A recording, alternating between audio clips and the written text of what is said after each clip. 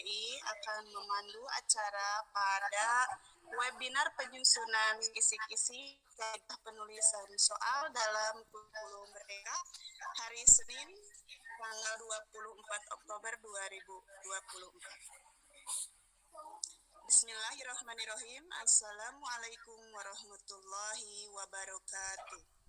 Waalaikumsalam warahmatullahi wabarakatuh.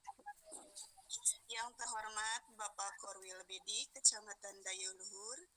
Yang saya hormati Bapak Ketua K3S, Gugus Kartini, Bapak Ibu Guru Kepala SDM Segugus Kartini, serta Bapak Ibu Guru yang saya banggakan.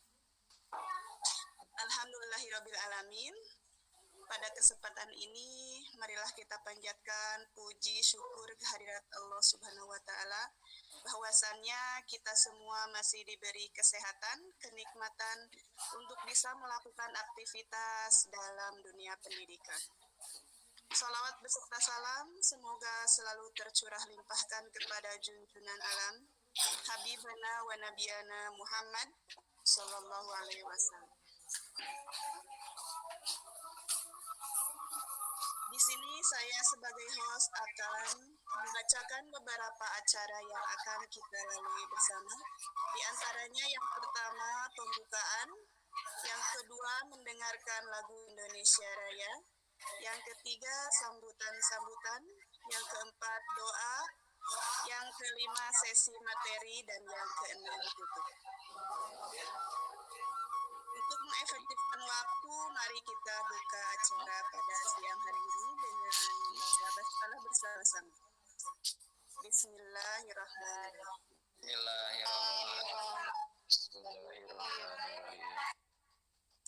Selanjutnya kita akan mendengarkan lagu Indonesia Raya. Bapak Ibu dimohon untuk berdiri.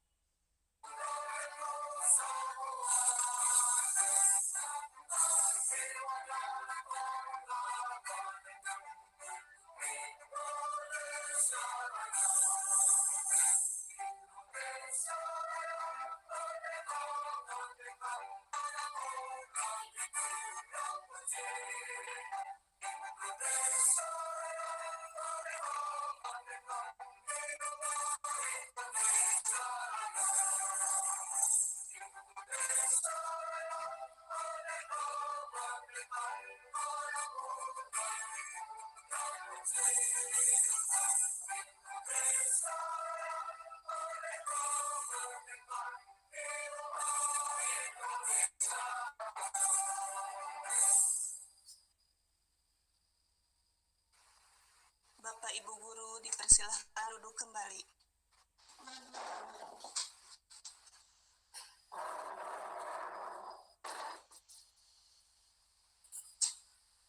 Acara selanjutnya yaitu sambutan-sambutan. Yang pertama, sambutan dari Bapak Korwil Bidi Kecamatan Dayaluhur. Pada yang terhormat Bapak Tusmianto SPD, disilahkan. Terima kasih. Bismillahirrahmanirrahim. Assalamualaikum warahmatullahi wabarakatuh. Waalaikumsalam warahmatullahi wabarakatuh. Waalaikumsalam warahmatullahi wabarakatuh. Pertama-tama, mari kita sambut panjatkan kita dan bersyukur kepada Allah Subhanahu wa taala karena dengan ridhonya sehingga kita bisa bertatap muka di dunia maya dalam keadaan sehat walafiat. Yang saya hormati Ketua K3S Gugus Kartini, yang saya hormati Ketua KKG Gugus Kartini, yang saya hormati peserta webinar yang tidak bisa saya sebutkan satu persatu, mohon maaf. Terima kasih sekali dan permohonan maaf, ini saya masih dalam perjalanan, seperti itu. Ini juga di mobil, barangkali ada suara-suara suara mobil, kami mohon maaf. Selanjutnya, saya sampaikan terima kasih atas terselenggaranya webinar pada hari ini, dan saya harapkan mudah-mudahan semua peserta bisa mengikuti dengan baik agar nanti apa yang disampaikan oleh narasumber itu bisa kita implementasikan di pelaksanaan atau kegiatan setiap hari di sekolah masing-masing. Dan kepada Bapak Ibu semuanya, kami mohon agar kegiatan seperti ini rutinitasnya untuk dipertahankan dan ditingkatkan setiap saat. Jadi ini adalah hal yang untuk bisa berdiskusi bersama-sama, saling tukar pikiran demi untuk kemajuan dunia pendidikan khususnya di Kecamatan Dayaluhur. Sekali lagi selamat mengikuti webinar. Mudah-mudahan pelaksanaan webinar pada siang ini berjalan lancar dan mendapat barokah dari Allah Subhanahu wa taala. Dan sekaligus saya mohon maaf tidak bisa mengikuti sampai selesai karena ini masih dalam perjalanan menuju pulang. Terima kasih dan mohon maaf apabila ada tutur kata saya kurang berkenan. Saya akhiri, wassalamualaikum warahmatullahi wabarakatuh. Salam warahmatullahi wabarakatuh. Waalaikumsalam warahmatullahi wabarakatuh. Terima kasih kepada Bapak Korwil Bidi Kecamatan Dayaluhur yang telah memberikan sambutannya. Selanjutnya, sambutan dari Ketua K3S Gugus Kartini sekaligus membuka acara webinar perdana dalam Lomba BMC Kartini Dayaluhur kepada Bapak Selamat Susilo SPD, disilakan.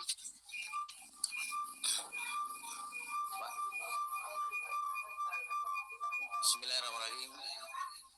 Assalamualaikum warahmatullahi wabarakatuh. Waalaikumsalam warahmatullahi wabarakatuh. Selamat siang, yang terhormat Korwil Bidi Kecamatan Dayaluhur. Yang saya hormati rekan-rekan guru Gugus RA Kartini dan Bapak Ibu peserta webinar.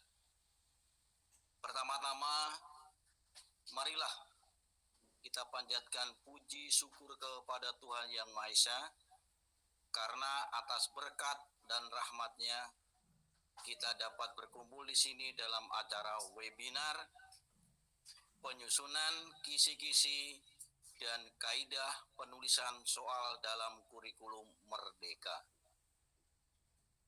yang diselenggarakan oleh komunitas belajar Bingkeng, Matenggeng,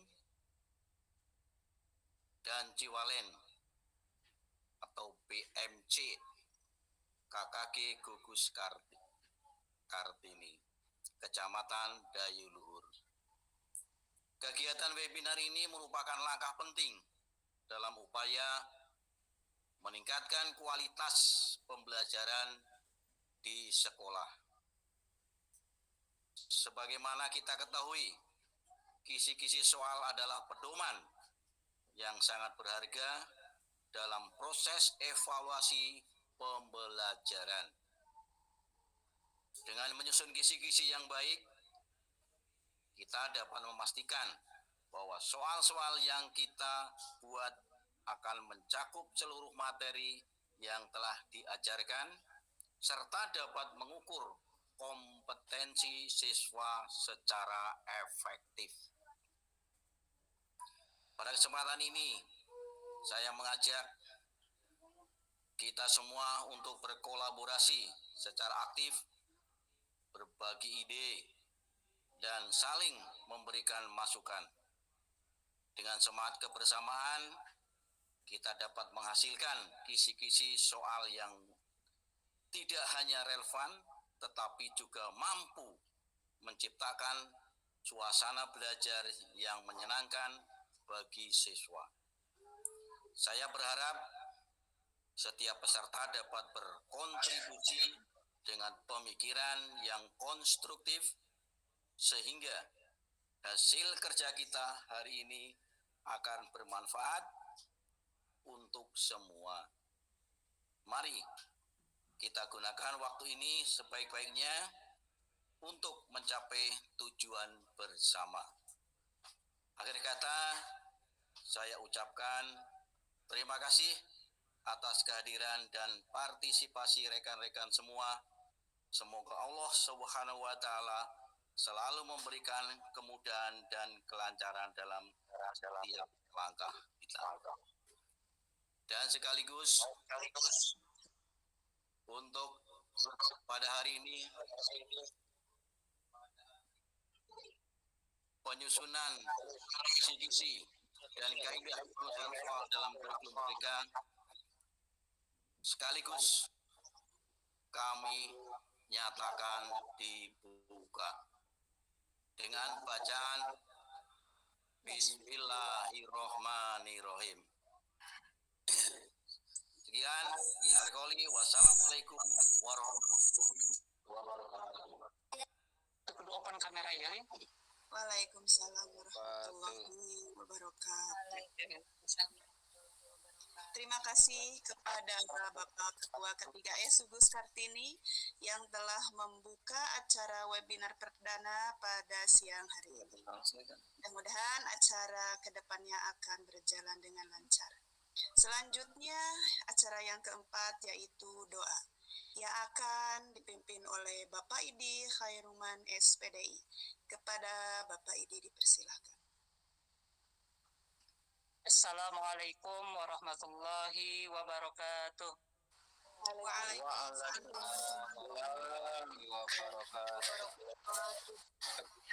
Yang terhormat peserta webinar, marilah kita awali kegiatan ini dengan memanjatkan puji syukur kehadirat Allah Subhanahu wa Ta'ala, Tuhan yang Maha Esa, yang telah memberikan kita kesehatan dan kesempatan untuk berkumpul di sini dalam rangka meningkatkan kompetensi kita dalam penyusunan kisi-kisi dan kaidah penulisan soal. Marilah kita berdoa semoga acara ini berjalan dengan lancar dan bermanfaat bagi kita semua.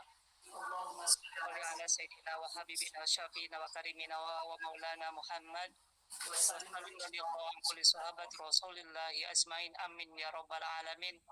Alhamdulillahi rabbil alamin, hamdan syakirin, hamdan na'imin, hamdan gafi ni'amahu wa yu'ti mazidah. Ya Rabbana lakal hamdu kama yanbaghi li zakhari mu'adimi sultanik. Allahumma inna nas'aluka fahan nabiyyin wa hibdal mursalin wa ilhamal malaikatil muqarrabin. Allahumma ahdina bil ilmi wa zayyina bil ilmi wa akrina bil taqwa wa zammilna bil afiyah. Allahumma aftah lana abwabal khair wa abwabal salamah wa abwabal Allahumma Allahumma barokah wa abwabul quwwah wa abwabul mawaddah wa abwabur rahmah wa abwabur rizqi wa abwabul ilmi wa abwabul maghfirah wa abwabul jannah ya arhamar rahimin. Allahumma inna arinal haqqa haqqa warzuqna ittiba'ah wa arinal batila batila warzuqna tinabah. Rabbana atina fid dunya hasanah wa fil akhirati hasanah wa qina adzabannar. Subhana rabbika rabbil izzati amma yasifun wassalamun alal mursalin walhamdulillahi rabbil alamin. Alhamdulillahi rabbil alamin arrahmanir rahim maliki yaumiddin. Iyyaka na'budu wa iyyaka nasta'in shiratal ladzina an'amta 'alaihim. Assalamualaikum warahmatullahi wabarakatuh.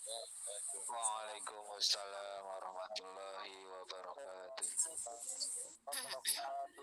Terima kasih kepada Bapak Idi yang telah memimpin doa. Mudah-mudahan kita semua mendapatkan lindungan dari Allah Subhanahu wa taala sehingga acara pada siang hari ini bisa berjalan dengan lancar sampai akhir.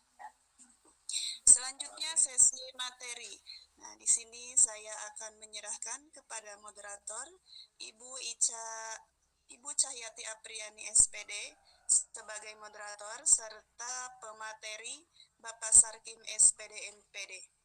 Untuknya saya dipersilahkan kepada Ibu Cahyati untuk memimpin sesi materi acara penyusunan kisi-kisi dan kaidah penulisan soal dalam kurikulum Merdeka. Pada Ibu Cahyati, persilahkan. Terima kasih kepada Ibu host kita hari ini yang telah memberikan kesempatan kepada saya untuk memandu jalannya diskusi pada siang ini. Assalamualaikum warahmatullahi wabarakatuh. Waalaikumsalam warahmatullahi wabarakatuh. Bapak Ibu hadirin yang saya hormati, perkenalkan nama saya Cahyati Apriani, unit kerja saya di SD Negeri Ciwalen 03. Alhamdulillah pada kesempatan siang hari ini saya akan membersamai Bapak Ibu sebagai moderator dalam kegiatan webinar hari ini. Bagaimana kabarnya hari ini Bapak dan Ibu sekalian? Baik. Alhamdulillah sehat. Alhamdulillah. Luar biasa. Allahu Akbar, luar biasa. Tetap semangat. Oke, terima kasih. Kita ucapkan puji syukur kehadirat Allah Subhanahu wa taala atas limpahan rahmat dan karunia-Nya. Pada hari ini kita diberi kesehatan dan kesempatan untuk mengikuti kegiatan ini dalam rangka meningkatkan kompetensi diri dan produktivitas pada diri pendidik, khususnya yang ada di wilayah Kecamatan Dayluhur. Tepuk tangan untuk kita semua, Bapak Ibu sekalian. Bapak Ibu yang saya hormati, kegiatan webinar hari ini diselenggarakan oleh komunitas belajar BMC Kartini Kecamatan Dayluhur. Kegiatan ini bertujuan untuk meningkatkan kompetensi guru dalam menyusun soal sesuai dengan kaidah penulisan soal. Guru diharapkan memiliki pemahaman yang lebih baik dalam menyusun soal-soal yang valid, reliable, dan dengan capaian serta mampu menghasilkan soal yang variatif untuk mengukur berbagai aspek sehingga kegiatan pada hari ini adalah webinar penyusunan kisi-kisi dan kaidah penulisan soal dalam kurikulum Merdeka.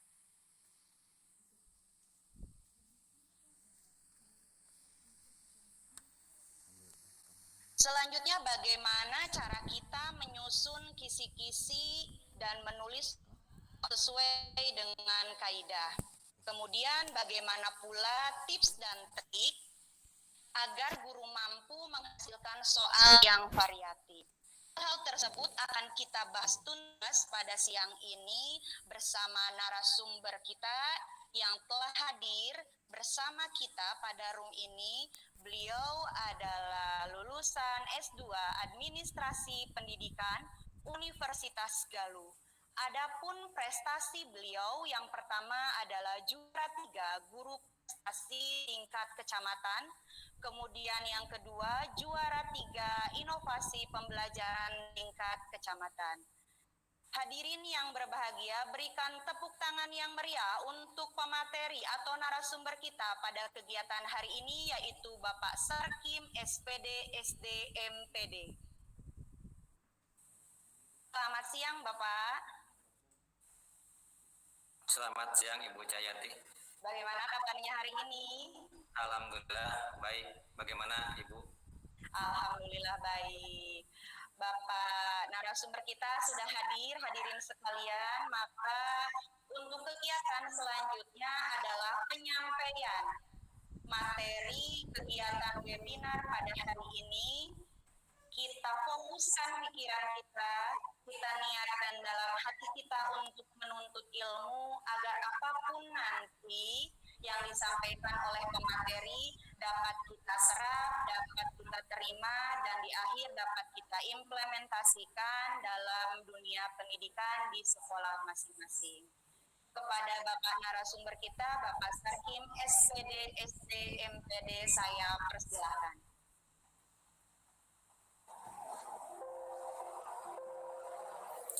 Baik, terima kasih kepada Ibu Moderator, Ibu Cahyati Apriani, SPD, MPD.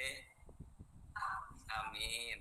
Yang telah memberikan kesempatan dan waktu kepada saya untuk memulai acara ini. Ibu dan Bapak, kami cek dulu apakah suara kami dapat didengar. Jelas. Terima kasih. Bismillahirrahmanirrahim. Assalamualaikum warahmatullahi wabarakatuh. Waalaikumsalam. Waalaikumsalam.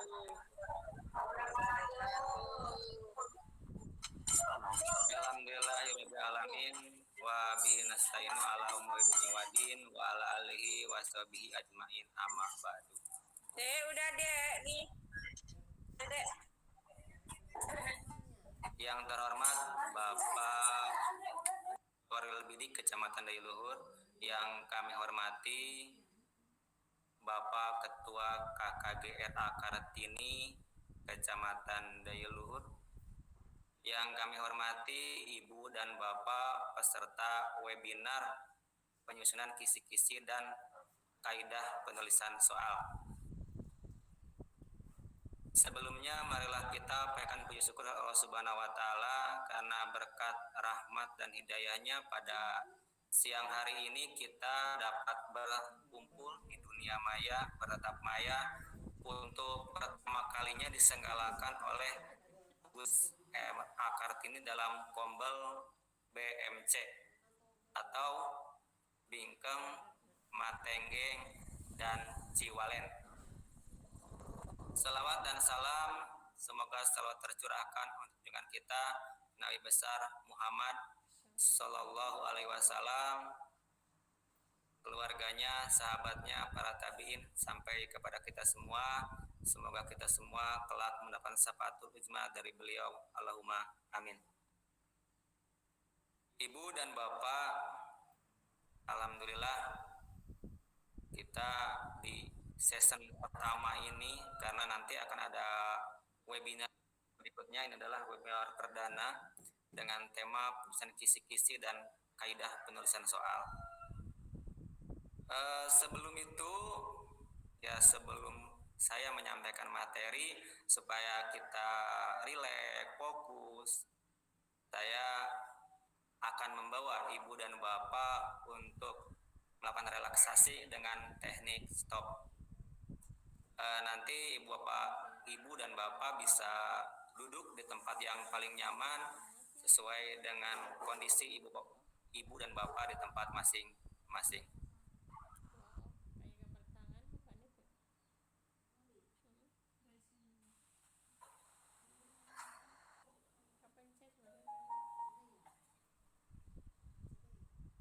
Saya akan share screen terlebih dahulu.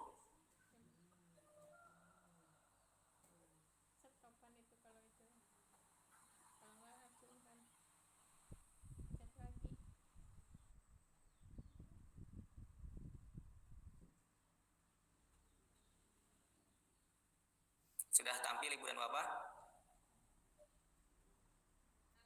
Belum. Sudah. Mari kita stop sejenak dari kegiatan apapun yang dilakukan saat ini. Mari istirahatkan sejenak fisik dan mental selama kurang lebih 3 menit saja. Sebelum mulai, silakan Anda duduk senyaman mungkin. Anda bisa menggeser posisi tempat duduk agar menjadi lebih nyaman.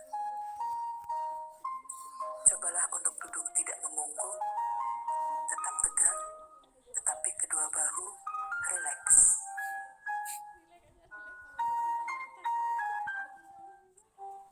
Mari rasakan kursi yang menopang tubuh Anda. Rasakan kedua telapak kaki bertumpu pada lantai. Letakkan tangan pada pangkuan atau di atas meja.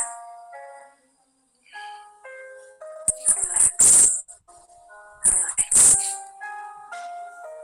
Kemudian silakan pejamkan mata jika merasa nyaman.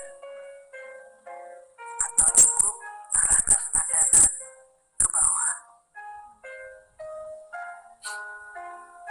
Relax. Amati nafas. Amati nafas yang masuk dan keluar. Bernafaslah seperti biasa. Saat bernafas, rasakan udara yang masuk dan keluar melalui hidung. Rasakan abdomen yang turun naik saat bernafas. Mari nafas lebih pelan, pelan, dan dalam. Rasakan perut mengembang dan mengempis saat bernafas. Sekarang kita akan bernafas dalam 4 hitungan dan menghembuskan dalam 4 hitungan pula. Mari kita mulai. Ambil nafas.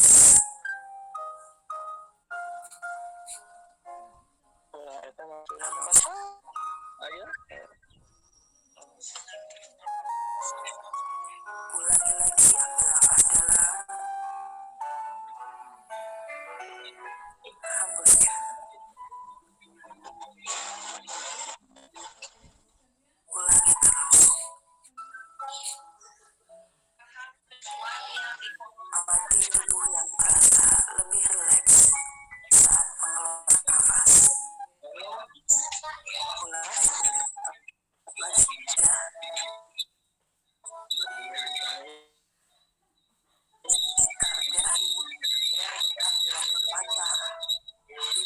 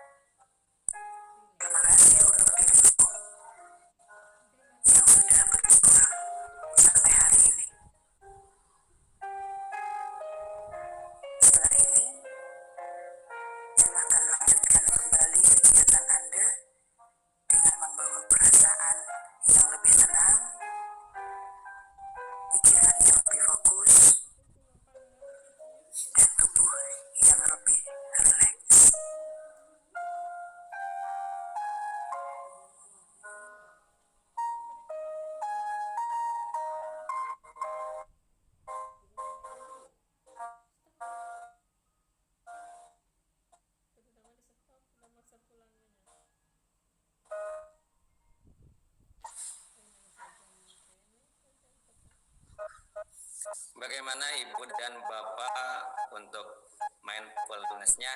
Apakah sudah siap kita nanti belajar? Mungkin ngantuk ya di siang hari ini. Semangat, Pak. Ya, semangat. Alhamdulillah, karena insya Allah kita nanti dapat pengalaman bersama, dapat bertukar pikiran atau bahkan saling menambahkan, saling melengkapi terkait bagaimana penyusunan kisi-kisi dan kaidah penulisan soal dalam kurikulum Merdeka. Ibu dan Bapak, izinkan saya share screen terlebih dahulu.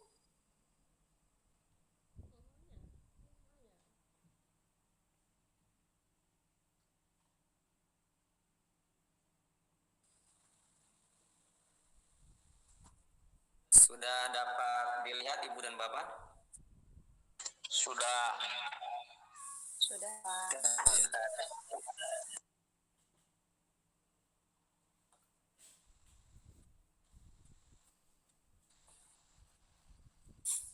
Ya, jadi tema kita pada siang hari ini adalah penyusunan kisi-kisi dan kaidah penulisan soal dalam kurikulum Merdeka. Nanti insya Allah kita akan sampai dari bagaimana menyusun kisi-kisi atau membuat kisi-kisi yang nanti dapat memudahkan kita dalam penyusunan soal.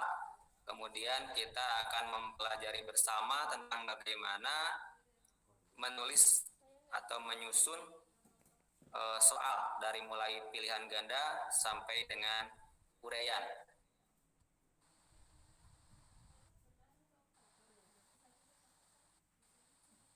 Nah, sebelum kita mulai, saya ingin sekedar sharing atau bertanya, mengingat kembali dengan Ibu dan Bapak. Nanti ada 2 pertanyaan yang dapat Bapak tulis di kolom chat masing-masing. Yang pertama adalah Ibu, kita selalu melakukan asesmen dalam pembelajaran kita. Menurut Ibu dan Bapak, apa tujuan asesmen itu? Karena saya yakin kita semua sudah tidak asing lagi dengan asesmen, tapi ini sekedar menanyakan apa tujuan asesmen itu. Nah, yang pertama. Kemudian yang kedua, menurut Ibu dan Bapak, sulit atau mudahkah membuat perangkat soal asesmen? Silahkan Ibu dan Bapak bisa menuliskan di kolom chat. Nanti kita secara random akan bacakan. Atau nanti ada relawan yang berkenan untuk menyampaikan secara langsung, kami sangat mengapresiasi. Silakan Ibu dan Bapak, ada 2 pertanyaan pemantik kita pada siang hari ini. Semoga nanti dapat menggugah pemikiran kita.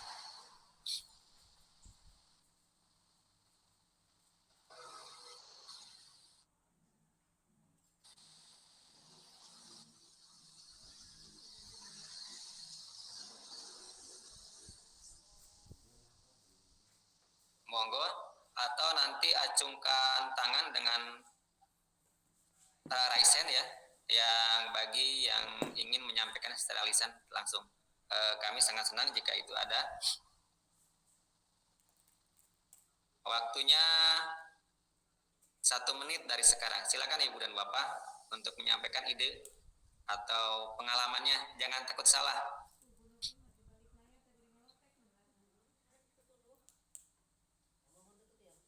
Silakan, saya tunggu di kolom chat. Ini baru Ibu Cahyati Apriani sudah menyampaikan. Silakan yang lain. Dari 93 peserta yang terdata di sini, kami berharap bisa menuliskan semua.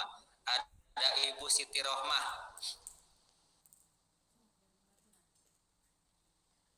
ada Bapak Andri Sutisna. Kita baca yang pertama ini dari Ibu Cahyati Apriani.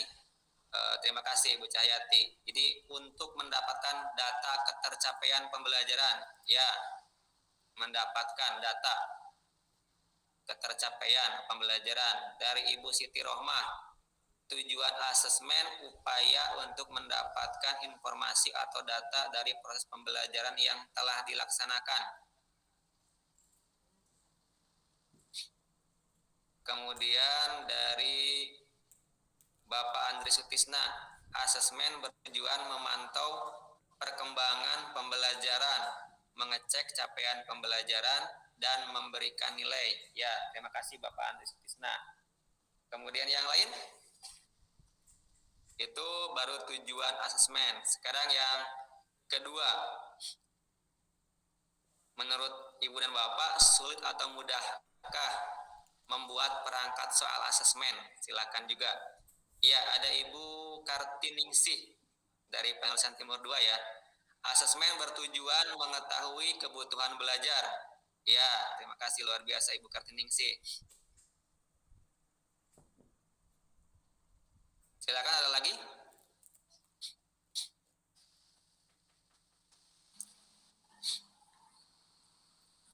Yang nomor 2 belum ada yang menjawab tentang sulit atau mudahnya dalam membuat perangkat soal asesmen. Itu kan nanti kita akan dibahas di sini.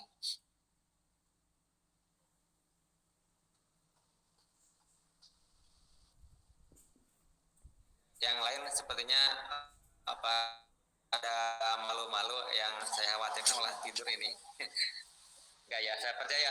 Pak KS Ciwal 3 Pak Dadang mungkin ingin menyampaikan. Sulit, Pak. Oh, sulit ya? Ya. Ini Raisen Pak Dadang Sugierto, Raisen ya. Barangkali akan menyampaikan secara lisan Ibu dan Bapak yang lain. Silahkan yang mau menyampaikan secara lisan langsung. Ini Bu Titin, saya merasa sulit dalam membuat soal asesmen. Bu Kartiningsih, nomor 2 menurut saya sulit. Bu Nopi, sangat sulit. Bu Tita, sulit. Ya, mudah atau sulit nanti kita bahas, karena segala sesuatu jika paham ilmunya insya Allah tidak akan terlalu sulit. Ibu Lilik Yuni, membuat indikator soal dulu katanya.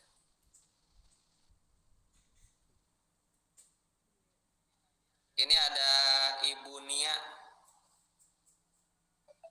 ya, Ibu Nia Raisen. Silakan Ibu Nia berkenan menyampaikan. Dibuka speakernya Ibu Kurnia Sihnia. Ciwalen 2 ya. Silakan Ibu Nia. Udah Raisen? Apa kepencet? Ya, kata Bu Pratiwi Dian Puspitarini, saya merasa kesulitan dalam menyusun asesmen. Ya, kesulitan katanya. Masa sih Bu? Ya.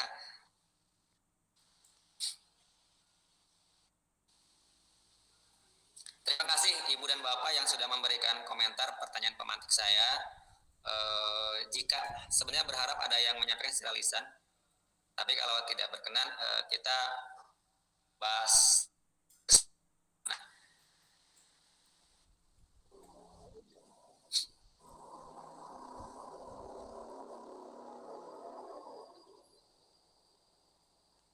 dari Pak Cece ini yang terakhir akan saya bacakan.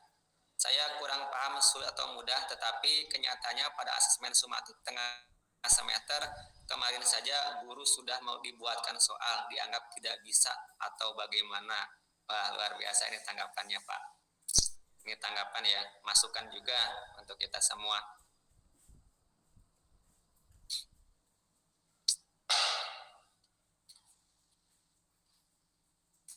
Nah, Ibu dan Bapak, langsung saja. Tujuan pembelajaran kita hari ini adalah peserta webinar dapat memahami tentang kisi-kisi dan kaidah penyusunan soal asesmen. Kemudian yang kedua, peserta dapat membuat kisi-kisi dan menyusun soal asesmen sesuai dengan kisi-kisi serta kaidah penulisan soal. Ini adalah tujuan belajar bersama, sharing bersama hari ini. Kemudian Ibu dan Bapak, apa itu asesmen ya? Kita sering mendengar kata asesmen. Bahkan dahulu kita sering mendengar kata evaluasi. Asesmen dari yang saya peroleh dari Pusat Informasi Guru Kemendikbud adalah proses pengumpulan dan pengolahan informasi untuk mengetahui kebutuhan belajar, perkembangan, dan pencapaian hasil belajar dengan peserta didik yang hasilnya kemudian digunakan sebagai bahan refleksi serta landasan untuk meningkatkan mutu pembelajaran. Jadi itu asesmen, tujuannya adalah ke peningkatan mutu pembelajaran. Kemudian jenis dan fungsi asesmen. Jadi ada asesmen formatif, ada asesmen sumatif. Nah, dahulu kita sering mendengar kata evaluasi, bahkan ada kata evaluasi belajar tahap akhir. Apa bedanya antara asesmen dengan evaluasi? Kemudian apa bedanya antara formatif dan sumatif? Ada yang membantu saya, Ibu dan Bapak, untuk menjawab bedanya evaluasi dan asesmen.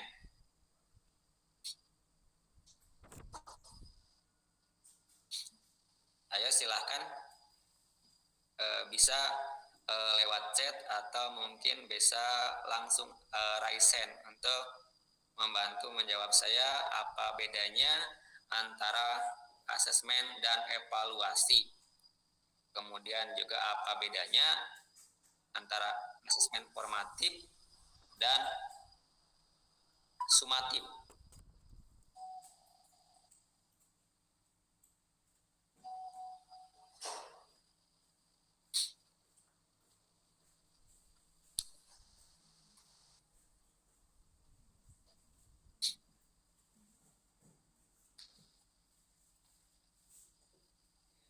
Ya, monggo, nggak apa-apa, siapa aja Ibu dan Bapak bisa ya menjawab.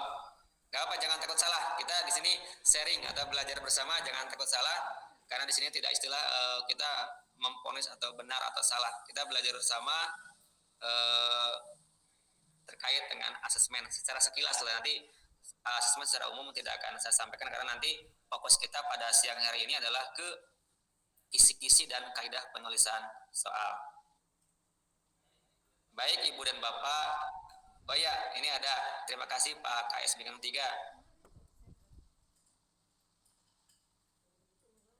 Evaluasi kegiatan untuk menggali informasi tentang kemampuan peserta didik dalam menguasai sesuatu pelajaran yang telah dipelajarinya.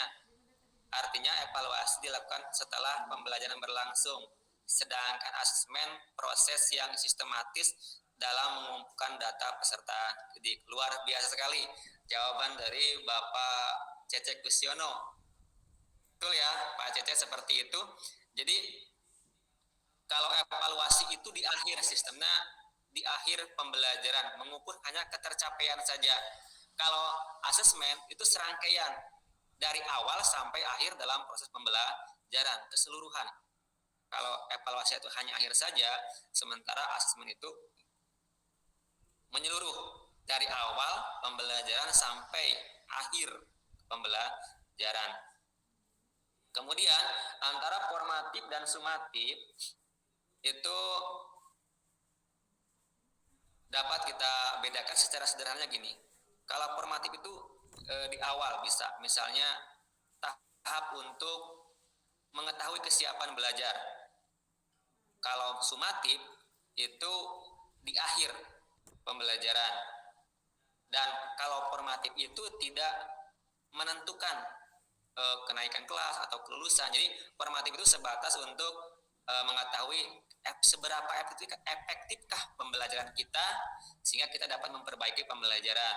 Kalau tes sumatif atau asesmen sumatif itu bisa menentukan untuk kenaikan kelas atau kelulusan. Itu sekilas Ibu dan Bapak terkait dengan asesmen. Jadi kita dalam pembelajaran utamakannya adalah kepada asesmen. Nah, sekarang fokus kita adalah ke kisi-kisi soal. Ibu dan Bapak, saya percaya setiap dari kita, karena kita adalah sebagai pembelajar, sebagai guru yang melakukan pendidikan atau pembelajaran sudah tidak asing lagi dengan yang namanya kisi-kisi soal sebenarnya. Cuman mari kita belajar bersama, nanti sharing jika ada masukan atau kekurangan dari apa yang saya sampaikan. Kisi-kisi soal itu adalah sebuah dokumen yang berisi rencana atau penilaian yang akan dilakukan atau arah untuk membuat sebuah soal, arahan, panduan, acuan dalam membuat soal. Manfaat dari kisi-kisi yaitu sebagai panduan bagi guru dalam menyusun soal penilaian yang relevan dengan tujuan pembelajaran dan kriteria ketercapaian tujuan pembelajaran atau KKTP yang telah ditetapkan. Jika di kurikulum 13 kita mengenal KKM, di kurikulum Merdeka kita mendengar KKTP. Oh ya, maaf, saya disclaimer dulu, apa yang saya sampaikan merupakan rangkuman dari berbagai sumber dari Kemendikbud, kemudian dari sumber-sumber yang terdapat di internet dan beberapa buku yang saya temukan. Jadi istilahnya saya adalah berbagi di sini.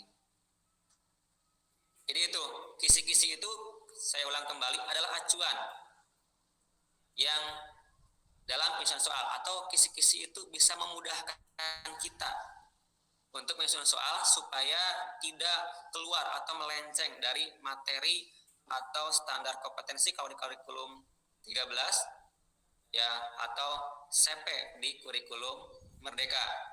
Jadi supaya kita tidak melenceng dari itu. Nah, kemudian apa itu karakteristik atau kisi-kisi soal kurikulum Merdeka? Satu, berfokus pada capaian pembelajaran atau CP.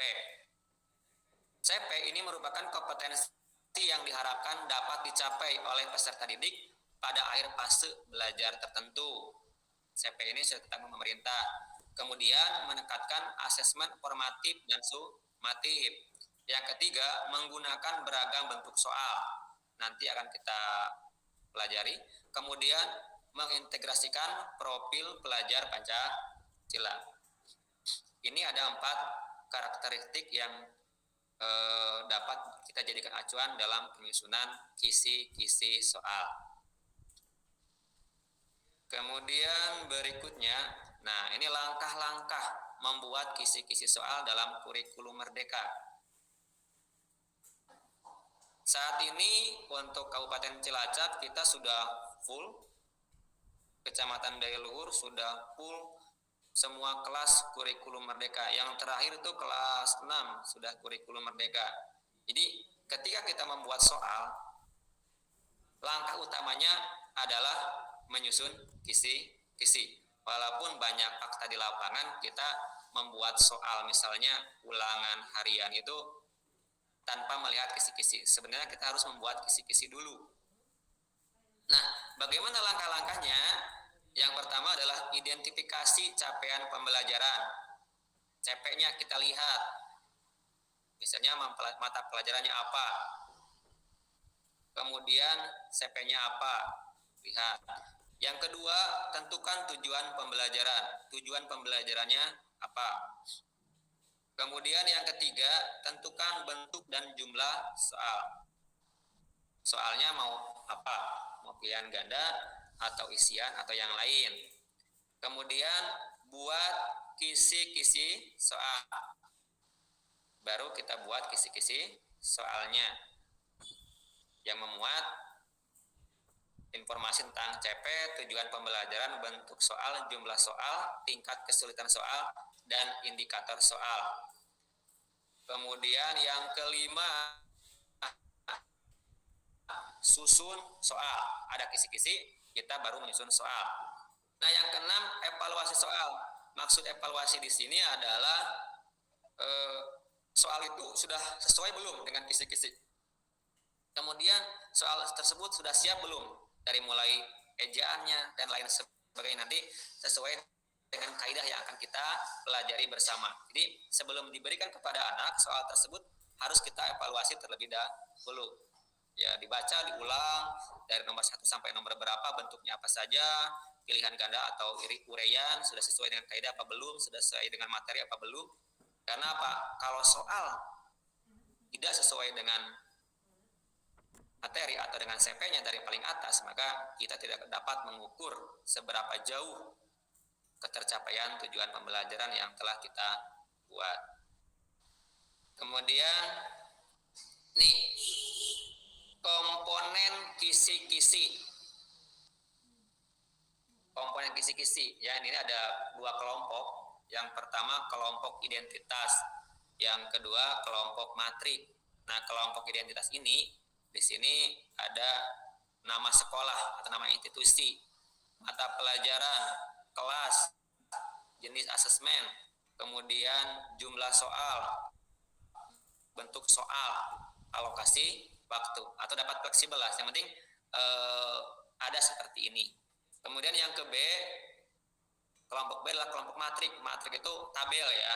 Yang pertama adalah capaian pembelajaran, yang kedua tujuan pembelajaran, yang ketiga materi, yang keempat indikator soal, kemudian yang kelima level atau tingkat kesulitan, yang keenam adalah bentuk dan nomor soal. Nah, Ibu dan Bapak, di kisi-kisi itu harus sudah jelas semua yang ada di sini, karena nanti ketika kisi-kisinya tidak jelas akan membingungkan si pembuat soal. Karena kadang dalam hal tertentu kita bisa memperoleh kisi-kisi dari pihak lain. Misalnya kisi-kisinya sama, soalnya silakan dibuat sekolah masing-masing misalnya. Maka dari itu dalam penyusunan kisi-kisi itu harus benar-benar cermat, ya. Karena nanti kalau tidak cermat akan salah menafsirkan bagi orang lain.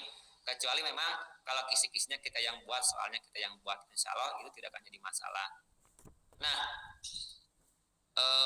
di sini kita dapat dilihat ada namanya taksonomi Bloom.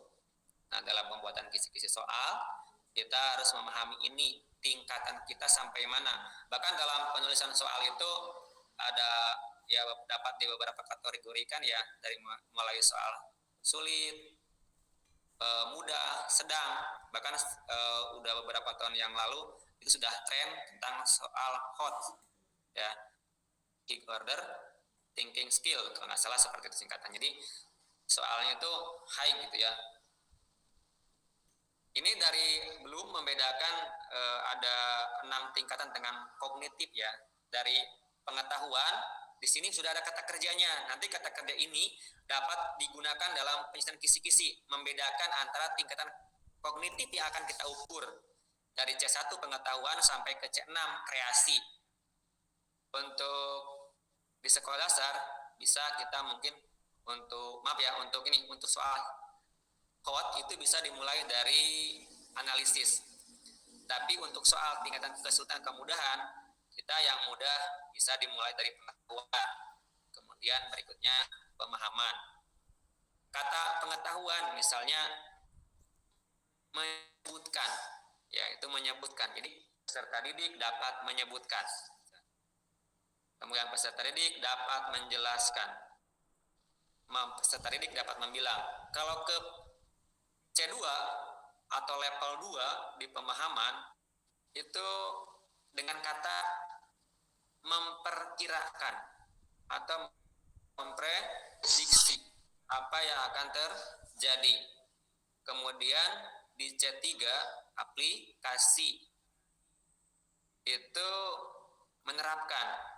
Siswa dengan menggunakan kata mengurutkan misalnya, atau menerapkan, menentukan, itu kata kerjanya.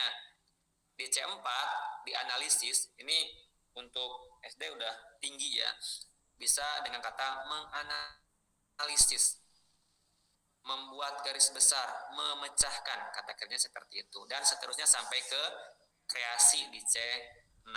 Jadi kita harus jeli bagaimana menentukan tingkatan kognitif dalam penyusunan soal nanti. Maka di kisi-kisi ini harus diperhatikan supaya nanti si pembuat soal tidak kesulitan jika soalnya dibuatkan oleh orang lain.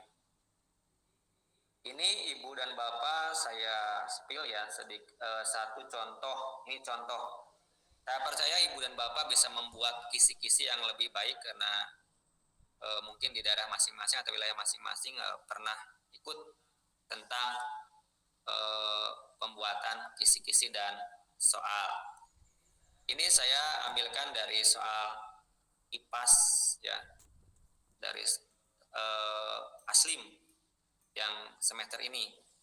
Jadi ini ada di sekolah, nama mata pelajaran, kelas, jenis asesmen, bentuk soal, jumlah soal, bentuk soal. Di sini ada saya ngambil pilihan ganda dan uraian. Kemudian waktu 90 menit. Ibu dan Bapak izin sebentar, laptopnya lowbat.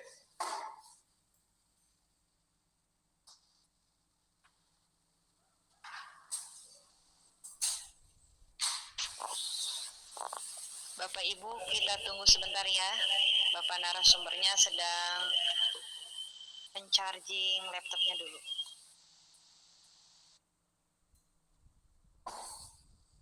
Kita lanjutkan Ibu dan Bapak. Di sini ada yang atas adalah kelompok identitas dari nama sekolah sampai alokasi waktu.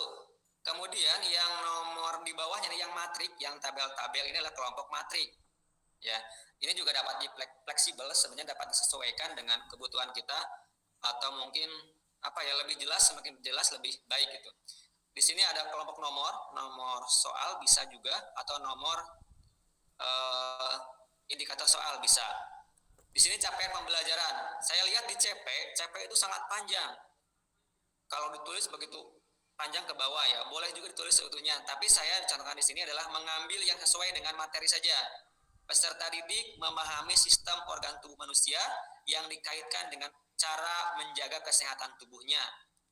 Tujuan pembelajarannya, peserta didik dapat mengidentifikasi alat gerak pada manusia. Boleh diformulasikan ABCD ya, yang itu dengan tujuan pembelajaran boleh. Silakan Ibu dan Bapak menyesuaikan lebih lengkap, lebih bagus. Kemudian ada materi. Materinya adalah bagaimana tubuh kita bergerak. Nah, indikator soal di sini harus jelas. Disajikan pernyataan tentang kerangka manusia. Peserta didik dapat menentukan fungsi kerangka pada manusia. Menentukan, boleh menyebutkan juga boleh. Berarti ini levelnya atau tahap kognitifnya adalah C1. Ya. Nomor soalnya pilihan ganda. Di sini ada PG, maksudnya pilihan ganda, uraian. Karena untuk soal yang saya buat adalah pilihan ganda dan uraian. Maka PG pilihan ganda nomor 1. Seperti itu. Yang kedua, capaian pembelajarannya sama, tujuan pembelajarannya sama, kemudian materinya sama, indikatornya soalnya yang berbeda. Disajikan pernyataan tentang kerangka manusia. Peserta didik dapat memperkirakan jika manusia tidak memiliki kerangka. Ini soalnya memperkirakan. Tadi kita lihat di taksonomi Bloom, memperkirakan itu adalah C2 atau pemahaman level 2. Nomor soal uraian nomor 31. Ibu dan Bapak mohon diperhatikan ketika membuat indikator soal ini harus lengkap. Bisa saja disajikan gambar, ya, disajikan grafik atau dalam bentuk lain yang dapat menuntun kita atau orang lain yang menulis soal. Disajikan pernyataan. Kalau saya pernyataan, kalau bahasa Indonesia mungkin disajikan teks tentang apa. Jadi dapat menentukan tema dari teks yang dibacanya. Berarti kita si penulis harus menyediakan teksnya. Disajikan gambar tentang rangkaian listrik. Peserta didik dapat menentukan fungsi atau cara rangkaian listrik misalnya. Itu silakan, ada gambar rangkaian listriknya. Nah itu dan Bapak terkait kisi-kisi soal, insya Allah tidak terlalu sulit sebenarnya ketika kita sudah mengetahuinya. Dan juga Ibu dan Bapak silakan share ya jika di tengah-tengah ada yang ingin ditanya, daripada nanti ditanyakan belakangan malah lupa gitu. Saya mempersilakan, silakan seperti itu.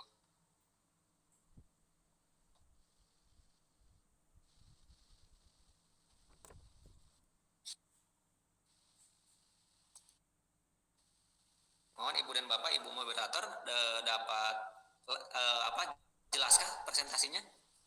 Dapat dilihat dengan jelas tidak presentasinya? Ya. Insya Allah juga nanti, ya terima kasih. Insya Allah nanti juga PPT-nya akan saya share di grup ya, di grup Telegram atau grup WA.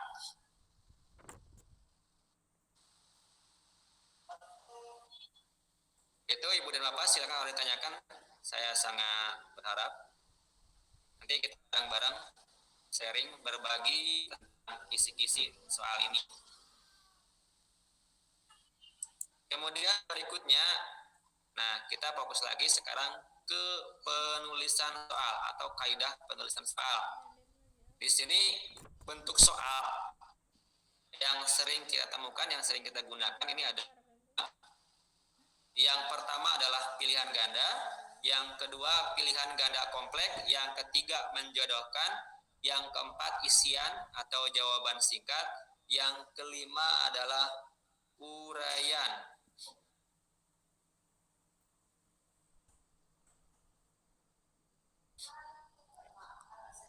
Oh ya, di slideshow ya, coba bentar Bu Tita, saya coba di slideshow, oke.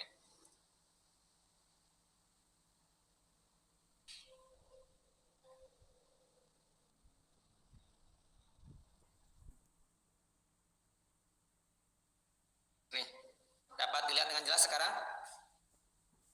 Apa sama saja?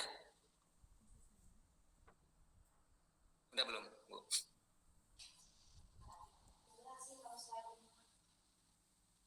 Slide mana? Oh, itu ya. Tampilnya tidak berubah. Apa kendalanya? Saya sudah slideshow, Bu Tita. Tetap sharing dulu ya. Coba saya ulang. Tetap sharing dulu. Kemudian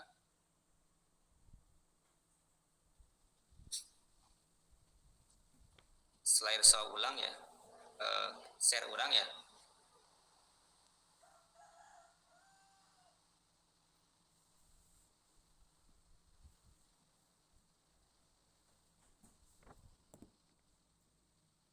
Udah berubah apa belum Ibu dan Bapak?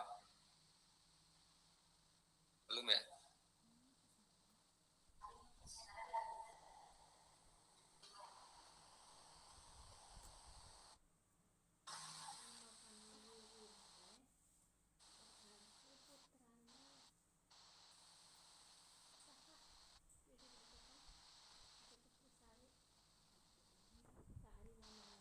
Ini terlalu besar juga kesini malah ya. Jelas kah? Ya.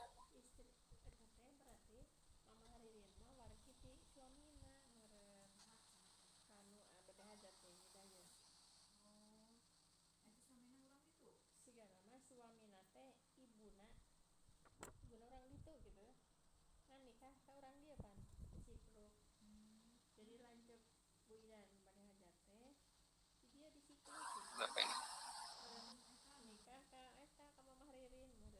Ini ya. Itu Bu Tita, kemarin karena sudah kami slideshow juga hasilnya tidak tampil ke sana ya.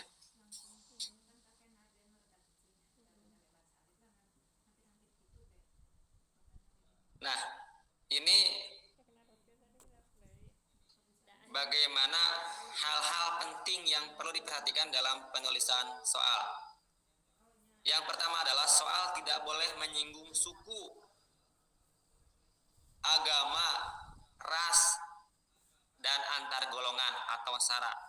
Ini pernah ada beberapa soal yang terdahulu yang sampai jadi permasalahan, jadi polemik karena menyinggung suku atau agama. Ini tidak boleh. Misalnya menghina suku yang lain atau menyinggung agama yang lain dalam hal tertentu tidak boleh. Ras atau antar golongan ya. Kemudian di sini juga soal tidak boleh bermuatan politik, tidak boleh pornografi. Hati-hati dalam menampilkan gambar, misalnya disajikan gambar tentang kegiatan budaya, nanti menampilkannya gambar anak sedang disunatan atau sunat ya, kelihatan alat kelaminnya juga tidak boleh ya. Kemudian promosi produk, hati-hati misalnya ada soal iklan, di situ iklannya gambar produk yang nyata misalnya yang ada, jangan harus dibuat ulang ya, komersial itu tidak boleh ya. Kemudian instansi, nama sekolah, nama wilayah, ini juga tidak boleh. Misalnya kalamat ini dari ini saya ngambil dari Kemendikbud, ini tidak boleh katanya. Jadi misalnya nama sekolahnya nama sekolah kita misalnya, ini tidak boleh ya. Kemudian ada kekerasan, ini tidak boleh. Bentuk lainnya yang dapat menimpa efek negatif atau hal-hal yang dapat menguntungkan atau memberikan kelompok tertentu, itu tidak boleh. Ini yang paling dasar dari bentuk apapun soal yang kita buat, tidak boleh seperti ini. Nah, sekarang Ibu dan Bapak ke penulisan soal pilihan ganda. Nah, kemudian pengertian. Ada 4 pengertian dari pilihan ganda. Saya akan ambil yang pertama. Jadi pilihan ganda itu atau singkat PG ya. Bentuk pilihan ganda adalah bentuk soal tertulis yang jawabannya sudah disediakan. Jadi peserta didik tinggal memilih gitu. Nah, bentuk PG atau jumlah PG pilihan gandanya biasanya untuk kelas 1, 2, 3 itu hanya 3 pilihan. Misalnya hanya A, B, C. Untuk kelas tinggi 4, 5, 6 itu sudah biasanya sampai D, A, B, C, D. Kemudian untuk yang misalnya kelas SMP, SMA ya, kalau di SMA biasanya pilihan gandanya sampai E. Ya, jadi A, B, C, D, E gitu. Itu seperti itu. Pilihan ganda. Nih, seperti apa bentuk pilihan ganda? Ini seperti ini. Kita kecilkan sedikit biar ketahuan utuh 26% ya. Contoh pilihan ganda. Ini yang nomor 1 misalnya tokoh Tono Budi sampai angka 16.000. Ini adalah stimulus atau rangsangan dalam soal. Nah, dari sampai ke pertanyaannya itu namanya pokok soal atau STEM. Nah, di bawah STEM juga dibagi 2, yang atas stimulus, yang ini yang bawahnya adalah pertanyaan atau pernyataan tidak lengkap. Tuh. Kemudian di bawahnya adalah pilihannya. Ini soalnya untuk SMA, contohnya ini ada dari A sampai E. Ada 1 kunci jawaban, yang lainnya adalah pengeco. Jadi pilihan ganda itu harus ada 1 jawaban yang benar.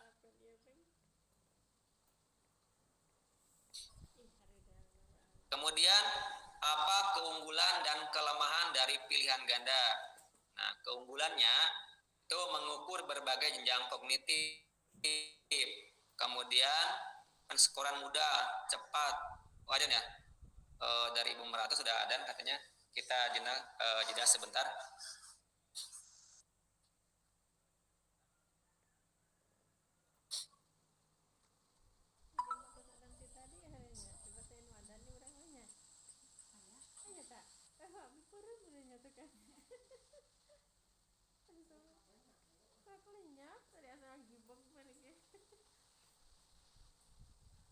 Ibu dan Bapak untuk misalnya ingin sholat terlebih dahulu, monggo kami persilahkan. Insya Allah nanti mudah-mudahan 3:30 sudah selesai lah ya.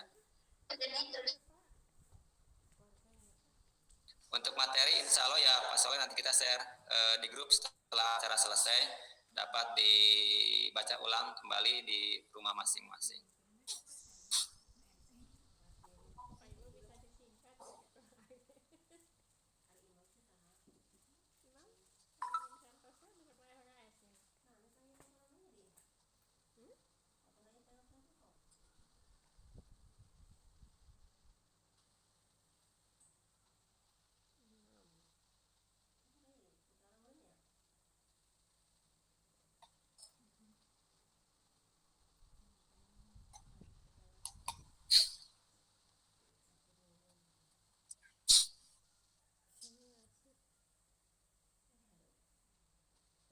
Alhamdulillah.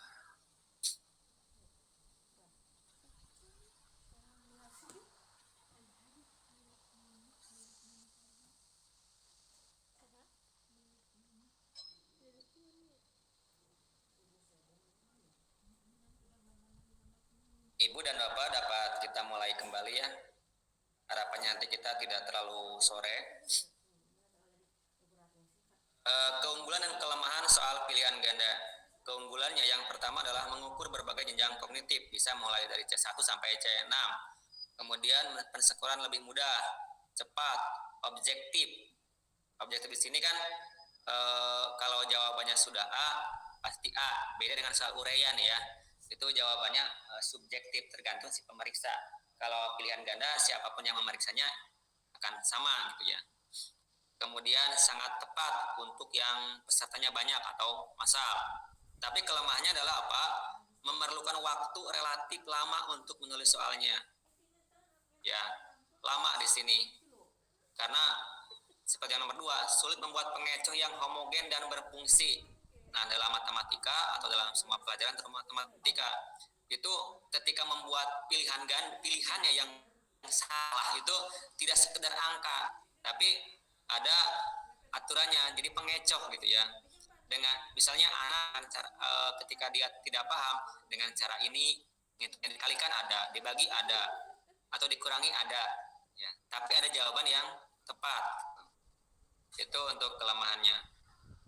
Itulah tidak mudah itu ya. Kemudian yang kedua adalah terdapat peluang untuk menebak kunci jawaban. Nah, di sini biasanya yang ABCD ketika kita tidak bisa ya, kita dulu juga kadang hanya ngitung kancing misalnya, atau apa saja gitu ya, atau mungkin ada jawaban guru yang membuat kunci, misalnya nomor 1 D, nomor 2 C, nomor 3 bingung, nomor 4 ini dapat ditebak. Wah, kemungkinan jawabannya adalah B misalnya.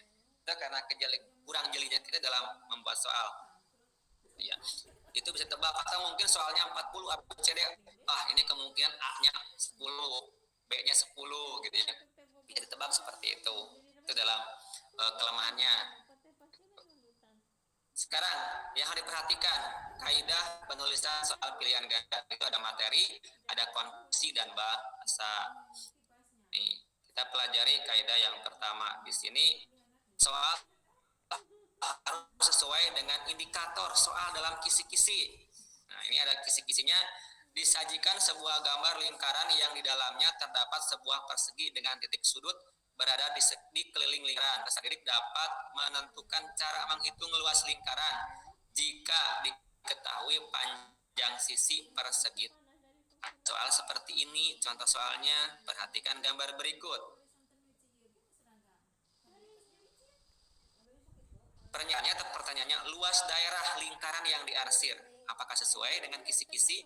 Sementara kisi-kisinya adalah peserta didik dapat menentukan cara menghitung luas lingkaran, bukan hasil. Ya. Ini soal atau contoh soal yang lebih baik. Perhatikan gambar berikut. Diketahui persegi ABCD dengan panjang si AB dan 14, cara menghitung luas lingkaran berdasarkan gambar adalah, nah ini karena di indikator soalnya dalam kisi-kisi adalah cara menghitung. Ini yang lebih baik. Kalau yang atas kurang baik karena tidak sesuai, terlalu jauh dari kisi-kisi. Tuh. Kemudian, nah yang perlu dipahami oleh ibu dan bapak, kita dalam membuat soal ini tentunya harus paham juga. Apalagi ibu dan bapak pernah menulis soal tingkat kecamatan, misalnya kita selalu diarahkan bahwa menulis soal itu huruf A kapital ya, A, B, C, D itu kapital, kemudian titik, mau diperhatikan di situ, kemudian setelah titik spasi setengah panjang AC itu huruf kecil, kalau bukan nama yang harus huruf kapital, misalnya nama tempat kecil, setengah panjang AC dan seterusnya, dan diakhiri tidak dengan tanda titik di belakang ini huruf P ya, dalam pilihannya tidak ada tanda titik, tapi di atas itu sudah luas lingkaran berdasarkan gambar spasi titik 4. Ini diperhatikan, itu ada titik 4. Artinya titik 3-nya adalah untuk jawaban, titik 4-nya adalah untuk mengakhiri kalimat berita misalnya. Seperti itu. Jadi mohon dipahami di sini, Ibu Bapak, mohon diingat juga bahwa seperti itu ya. Adalah titiknya 4. Kemudian bentar Ibu nama apa?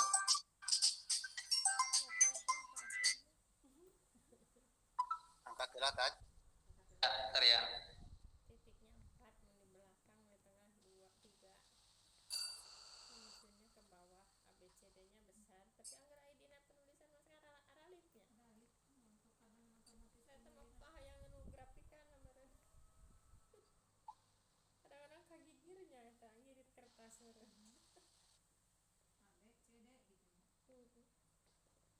Dilanjutkan Ibu dan Bapak, mohon tadi ada yang sebentar ya.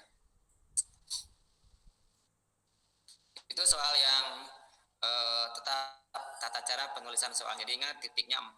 Kalau di tengah bagaimana? Misalnya ada yang melengkapi kalimat runtang, maka di tengah itu titiknya 3. Tidak boleh 4, titiknya 3. Tapi kalau titiknya di akhir, titiknya 4. Ya, nanti kalau masih bingung bisa kita diskusikan kembali. Kemudian ini kaidah berikutnya, pilihan jawaban harus homogen dan logis. Ya, di sini ada gambar. Ya, soal ada gambar. Pilihannya peresapan air, perambatan cahaya, penguraian cahaya, penguapan air. Nah, ini tidak homogen, tidak sama. Yang mana yang bedanya? Barangkali ada yang tahu? Ibu dan Bapak, mana yang bedanya? Kita dapat lihat di sebelahnya. Yang lebih baiknya adalah jangan penguapan air, karena ini sifat-sifat cahaya, ya. Berarti yang tepatnya di sini juga ada peresapan air, ini juga tidak nyambung. Kemudian penguapan air juga tidak nyambung. Maka dilihat di kanan, yang lebih tepat adalah apa? Pembiasan cahaya, perambatan cahaya, penguraian cahaya, pemantulan cahaya. Ini maksud dengan homogen, ya, sama materi yang sama. Jadi tidak boleh jauh dari materi untuk jawabannya, tidak asal gitu ya. Yang penting satu jawaban tapi distraction-nya atau pengecohnya asal. Tidak seperti itu Ibu dan Bapak. Itu maksud dengan homogen dan logis. Kemudian berikutnya, setiap soal harus mempunyai satu jawaban yang benar atau yang paling benar. Ya, jangan sampai ada 2 jawaban. Itu nanti malah jadi bonus, akhirnya senang. Contoh penggunaan bidang miring. Yang pertama bermain jungkat-jungkit, ya. Yang B memindahkan drum dalam truk. Yang C mengambil air dalam sumur. Yang D menurun koma, yang sebelah kiri yang benar ya, yang sebelah kanan yang salah nih. Bermain perosotan di halaman sekolah, memindahkan drum dalam truk, jalan di pegunungan yang berkelok-kelok, menurunkan barang dari atas dengan tali. Nah, ini ada yang 2 jawaban. Mana yang bidang miring? Memindahkan drum ke dalam truk, ini adalah bidang miring ya. Yang jalan berkelok-kelok juga bidang miring. Yang di sebelah kanan ini adalah soal yang lebih baik, dapat Ibu dan Bapak baca.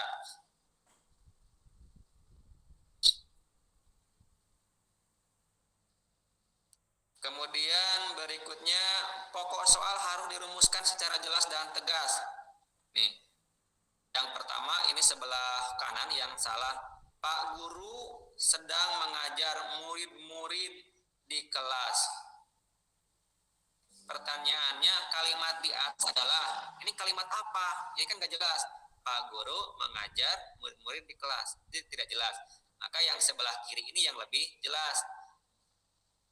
Cadangan makanan pada tanaman tebu adalah, nah ini jelas, disimpan dalam batang, disimpan pada akar, disimpan pada buah, disimpan pada biji. Ini yang lebih baik. Kemudian yang berikutnya, ini rumusan pokok soal dan pilihan jawaban harus merupakan pernyataan yang diperlukan saja. Lihat, ini yang sebelah kiri ini yang salah, dapat Ibu dan Bapak baca. Kemudian yang sebelah kanan yang lebih baik. Contoh, Dewan Perwakilan Rakyat merupakan lembaga tinggi negara RI. Maka di bawahnya ada pertanyaan penulisan singkatan Dewan Perwakilan Rakyat. Nah, ini kan di atas tidak nyambung. Sebenarnya tidak perlu ada pokok soal seperti Dewan Perwakilan Rakyat merupakan, tidak perlu. Tidak terlalu nyambung dengan yang di bawah. Ini yang di kanan, ini dapat Ibu baca lebih baik. Kemudian berikutnya, pokok soal jangan memberikan petunjuk ke arah jawaban yang benar. Di sini lihat soal yang kiri dan soal yang kanan. Adik dibelikan baju baru di toko Ramai. Sudah ada SPOK, dilingkari ditebali keterangan. Objek kalimat di atas ini sudah menunjukkan jawaban, ini O-nya ditebali. Kemudian di kanan juga PLTA, A-nya ditebali. Ini tidak boleh seperti ini. Ya, tidak boleh menunjuk pada jawaban. Kemudian yang berikutnya, pokok soal jangan mengandung pernyataan yang bersifat negatif ganda. Nah ini coba kita lihat, ini ada dua soal. Sumber daya alam berikut ini tidak dapat diperbaharui kecuali, nah ini sudah tidak ada kecuali lagi, itu namanya negatif ganda. Tidak boleh seperti itu. Tembaga, minyak bumi, tanah, batu bara. Jawabannya mungkin tanah, tapi soalnya ini tidak pas, tidak boleh negatif ganda. Jadi tidak dan kecuali itu sama-sama negatif. Kemudian yang nomor 26, slide 26 ini, panjang rumusan pilihan jawaban harus relatif sama. Ini relatif sama.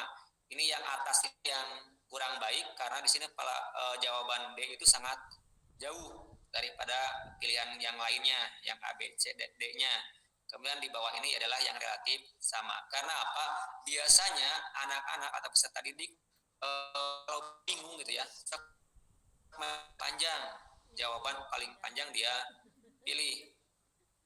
Itu tidak bagus. Maka harus pilihan ganda ini jawabannya relatif sama. Kemudian di sini gambar, grafik, tabel, diagram harus berfungsi. Nah, tadi kan dikatakan dalam kisi-kisi misalnya ada disajikan diagram, disajikan gambar. Maka di sini untuk gambar ini berfungsi. Nah, ada di sini nomor soal yang salah nih. Gambar di atas menunjukkan kedudukan matahari, bulan dan bumi pada suatu garis lurus. Ini sudah ada gambarnya, tapi malah dijelaskan lagi di sini. Ini tidak efektif. Ya, jadi gambar ini tidak berfungsi.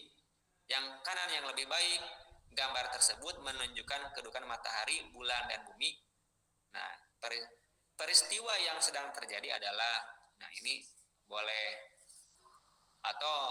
kita langsung perhatikan gambar berikut. Peristiwa yang terjadi adalah, itu bisa seperti itu. Jadi kalau yang sebelah kiri ini gambarnya sudah ada, dijelaskan kembali.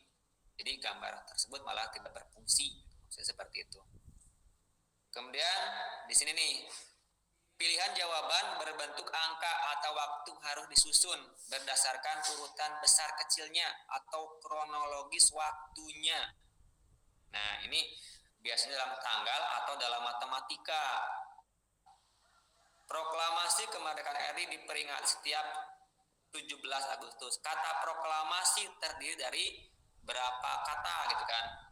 Ini ada 10, 4, 5, 8. Kunci B ini kurang bagus. Harusnya apa? Harusnya adalah misalnya 10, A10, B8, C5, D4.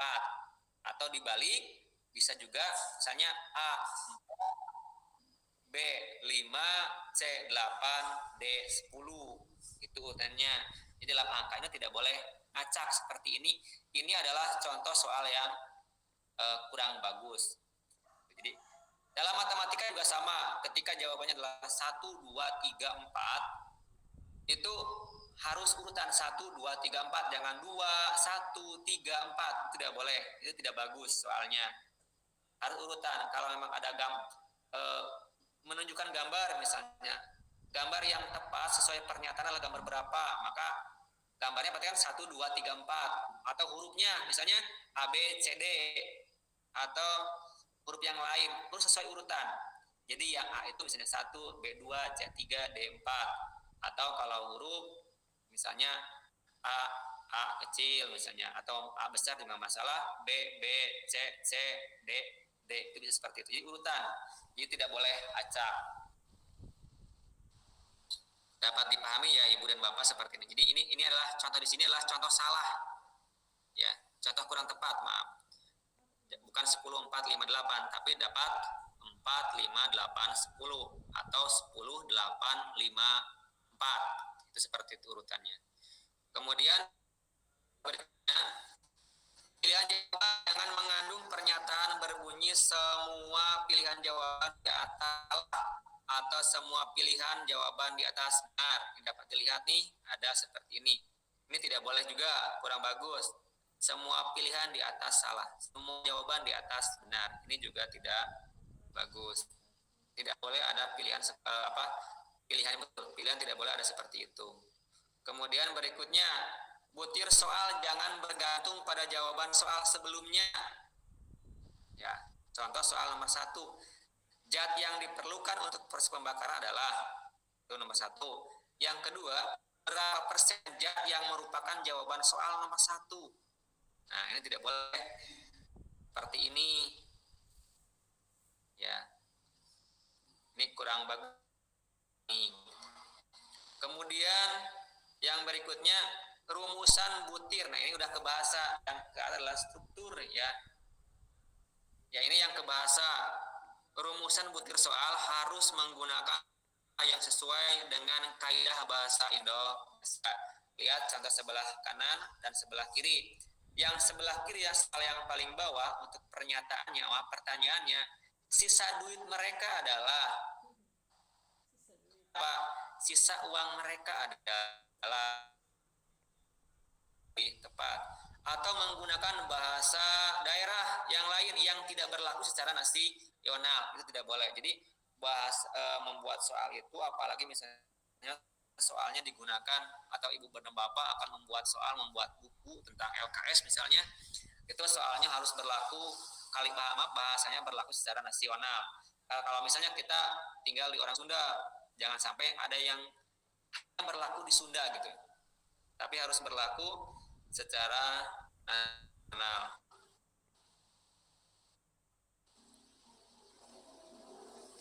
Kemudian ini yang berikutnya, pilihan jawaban dengan mengulang kata frase yang bukan merupakan satu kesatuan pengertian. Ini contoh soal. Ini Ibu dan Bapak, contoh soal pertama saya ketika dulu membuat soal nih. Soal pertama ini soal keliru. Ini ya. Ini soal keliru yang saya buat. Diingatkan sama pengawas soalnya ini. Manusia menggantungkan hidupnya kepada sumber daya alam yang ada di sekitarnya. Dengan demikian sumber daya alam adalah, ya, ini sudah sesuai indikator kalau soalnya. Tapi di pilihan gandanya atau di pilihannya saya membuat segala sesuatu yang berasal dari hutan. Dan sampai D itu membuat segala sesuatu yang berasal dari, ya, yang berasal dari, ini tidak boleh. Ini beda kan hanya kata di ujungnya. Ini tidak boleh seperti ini. Supaya sesuai, fisiknya sudah sesuai soal pertanyaan dan pernyataan. Dapat diperbaiki seperti yang di bawah. Ini saya perbaiki menjadi seperti ini. Ini soal US ya, tingkat Kabupaten Cilacap tahun 2000 berapa lah lupa. Ini masih kurikulum 13 ini. Jadi sekali lagi tidak boleh. Mungkin dapat Ibu Bapak temukan dalam soal, nanti saya punya bank soal di rumah atau di laptop, coba dicek yang seperti ini. Tidak boleh ya. Kemudian, nah itu pilihan ganda sudah selesai Ibu dan Bapak. Kalau ada yang tanyakan silakan, atau nanti dianalisa sendiri di rumah juga. Saya akan share beberapa sumber saya ambil, juga akan saya share dengan yang ini, gitu ya. Kemudian bentuk soal pilihan ganda kompleks. Tadi ada pilihan ganda yang biasa, ini yang kompleks. Nih, pilihan ganda kompleks, murid dapat memilih lebih dari satu jawaban benar dalam bentuk soal. Nah, ini ada soal seperti ini dengan memberilah tanda checklist ya untuk pilihan jawaban yang benar. Ini ada soal seperti ini, misalnya soal-soal AKM. Ini ada pilihan ganda kompleks. Ini satu jawaban, pilihan gandanya lebih dari jawaban yang benarnya lebih dari satu. Pada suling jar juga ada seperti ini, jawabannya mungkin lebih dari satu. Ini namanya pilihan ganda kompleks.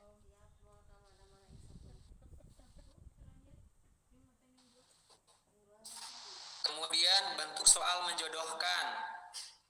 Ya, murid menjawab dengan cara menarik dari satu titik ke titik lainnya yang merupakan pasangan pertanyaan dengan jawabannya. Ini boleh seperti ini menjodohkan. Bisa saja di sebelah kiri sebuah pertanyaan atau pernyataan, di sebelah kanan jawabannya tanpa harus menghubungkan. Misalnya sebelah kanannya A Kelungkung, B Jepara, C Pekalongan, ini juga bisa. Ini dalam bentuk menjodohkan, atau dalam bentuk angka di sini sebelah kanannya bisa menjodohkan. Kemudian juga bentuk soal memberi pernyataan. Nih benar salah misalnya. Ini bisa, ini di soal KM yang anak sudah sering ya menemukan soal benar atau salah. Kemudian ada bentuk soal isian. Ini isian, kadang-kadang ini yang perlu diperhatikan adalah di isian. Isian singkat itu aturannya jawaban yang akan diisi oleh siswa pada titik-titik adalah jawaban yang singkat dan pasti. Jangan jawaban yang bisa sesuai ide misalnya, atau mungkin sesuai pemikiran sendiri, tidak, tapi harus pasti. Titik-titik selalu ditempatkan pada akhir kalimat. Titik-titik tidak selalu ditempatkan pada akhir kalimat, bisa di tengah, bisa juga di akhir.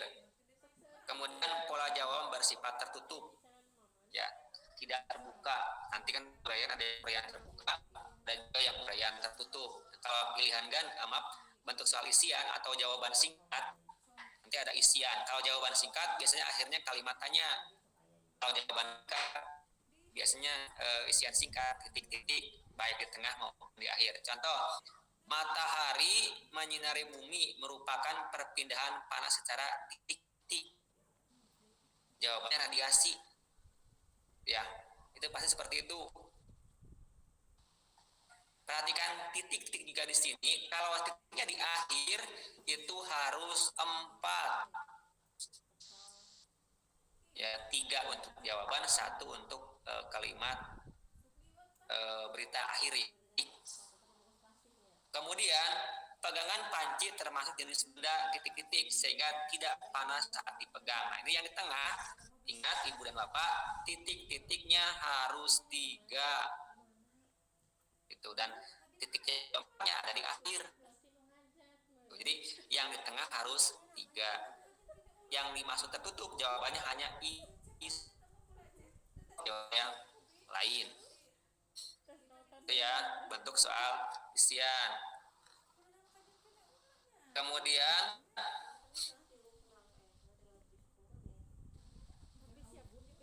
bentuk soal uraian.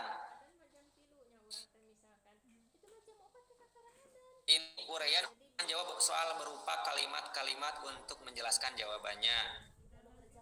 Yang pertama aturannya, soal tes bentuk uraian terbatas harus disusun dengan bahasa yang dites dan sesuai dengan kaidah bahasa yang baku. Contoh, sebutkan. Kalau saya bisa cenderung tuliskan. yang dimaksud dengan panca usaha tani. Itu terbatas ini tentang panca usaha tani. Atau tuliskan 3 gerak atas, misalnya itu bisa tuliskan terbatas 3.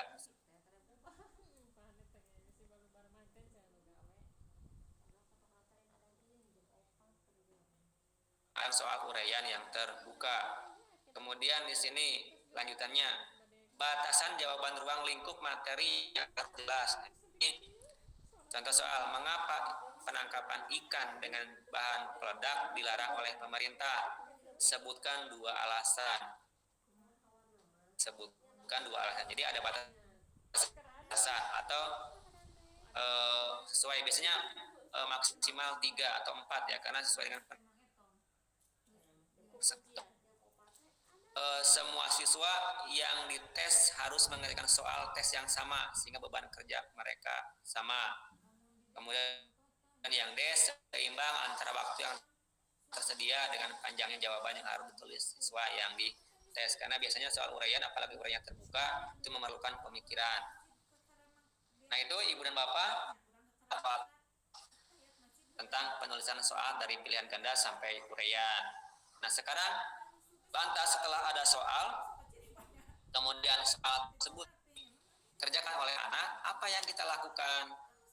Kita adalah menilainya atau memeriksa dengan pedoman penilaian. Jadi kita setelah membuat soal itu jangan lupa membuat pedoman jawaban, kemudian pedoman penilaiannya.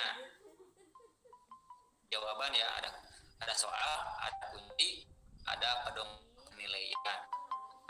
Biasanya untuk pilihan ganda itu skornya 1 kalau benar, kalau salah 0. Itu maka lebih cepat ya untuk pilihan ganda. Kemudian kalau uraian itu jawaban salah bisa 0, jawaban mendapati benar bisa 1 atau 2, jawaban benar bisa 3 misalnya.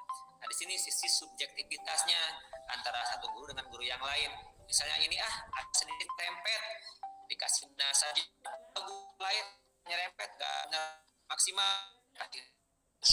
Oh ini sedikit nyerempetnya, tapi ada kasih skor 1, atau mungkin ada yang total kalau nggak ada salah 0 misalnya.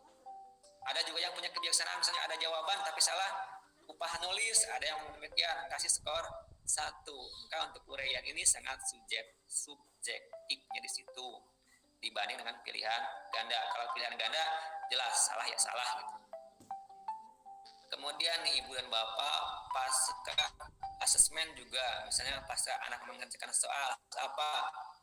Soal diperiksa ya. Maaf, jawaban diperiksa. Periksa hasil asesmen sesuai pedoman penilaian yang telah ditentukan. Lakukan analisis terhadap hasil asesmen, harus dianalisis karena untuk perbaikan pembelajaran di masa akan datang. Kemudian lakukan pengayaan atau remedial, kelompokkan siswa kita masuk ke pengayaan, apa masuk ke remedial. Misalnya sudah sesuai dengan KTP, maka kita ke pengayaan, dibawa ke KTP pada ke remedial. Itu ya. Yang ketiga, lakukan pengayaan remedial. Yang keempat, dokumentasikan, ditulis hasilnya di buku daftar nilai. Kemudian dilaporkan, misalnya untuk nilai UTS aslim ya kelas sekarang atau ASTS nanti dilaporkan ke sekolah misalnya. Kemudian kita refleksikan.